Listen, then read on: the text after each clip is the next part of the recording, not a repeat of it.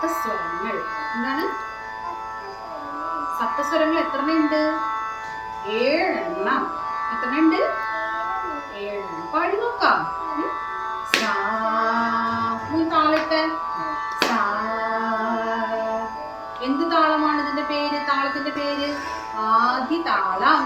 എന്ത് താളം? ആദിതാളം. ആദിതാളം എടുത്ത് പാടി നോക്കാം. സാ ഉറക്കെ പാടി.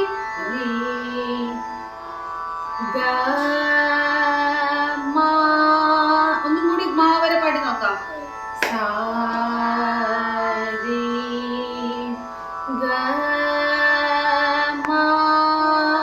ഒന്നും കൂടി ഉറക്കെ പാടിയേ. സാ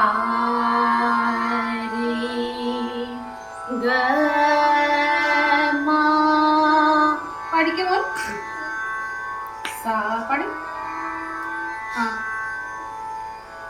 അടുത്തെന്താ?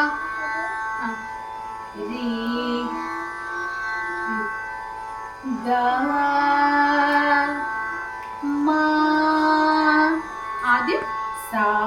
നമുക്കിങ്ങനെ ഓരോ സ്റ്റെപ്പ് കയറാനായിട്ട് നോക്കാം. സാ താഴത്തെ സ്റ്റെപ്പിൽ എന്താണ്? സാ സാ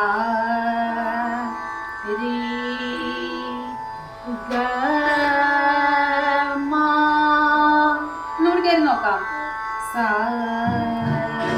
രി ഗ മ പ ധ നീ സാ. മോളിൽ കയറി പോവുക അല്ലേ? സ്റ്റെപ്പ് ആദ്യം കയറി മുകളിലെത്തി. ഇനി മോളിൽ താഴെ ഇറങ്ങുമ്പോ എങ്ങനെയാ?